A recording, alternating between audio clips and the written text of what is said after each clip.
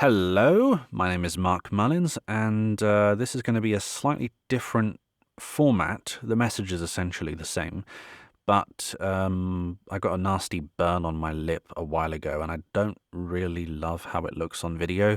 So for the time being, until it heals, or at least it looks a little bit less obvious and visible, this is going to be audio only. Anyway, let's talk a bit about commercial voiceovers, because among the many commercial voiceovers I've done, even lumping in corporate and brand videos and stuff like that, there are a few things that stand out to me as ones that I think I've enjoyed more than others. And after rewatching those videos and those bits of content I've voiced, I did notice that they do seem to have, I would say, about three key things in common that made them, I think, stand out in particular, at least in my opinion. Now, these three things are, I think they're things that could really be applied to commercial, they could be applied to corporate, they could be applied to brand videos, they could be applied to really a bunch of different genres of voiceover. My main kind of work is short form, commercial, corporate, that kind of stuff. So I think this is where I would like to talk about it. The first thing that these good voiceovers I felt had in common is that they all sound spoken. There isn't a fixation on making sure every single word sounds good.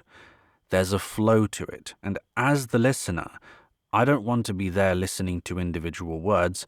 I want it all to flow, and I want to be able to follow it, and I want to be able to engage with it. And it's something we tell people quite often. Don't fixate on the individual words. Think about the story you're trying to tell. And that kind of ties into the second part, is that the voiceover fits the story the client is trying to tell. And there's actually a video in particular that I did that really highlights it, a bit of a voiceover I did. And that was for a brand video for a company that was celebrating its 60th anniversary. And they manufacture cans. So you'd listen to that and think, well, surely they'll do something a bit more standard. They're a more established company. They've been here for a while. But the truth was the complete opposite. I was directed to be very spontaneous, actually much faster than I would expect Italian clients to want me to be. But I think it was perfect actually for the job, because that excitement and that spontaneity really tries to, and I think it does an excellent job of telling you what the brand is about. The third thing that I think these voiceovers have in common is that they fit the soundtrack.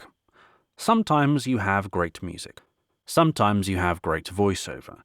You put them together, and it doesn't always work.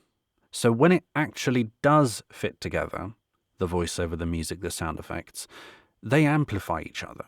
The voiceover amplifies the music amplifies the voiceover, the sound effects amplify all of it and help to tie the emotion together.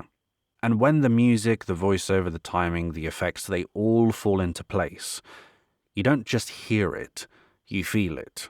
And looking at these three things, I think it's really a blueprint for what makes a good commercial voiceover. You want a commercial voiceover that sounds spoken. You want a voiceover that tells the story your client is trying to tell. And you want it to fit the soundtrack of the video. When all of it works together, it no longer becomes a piece of audio production.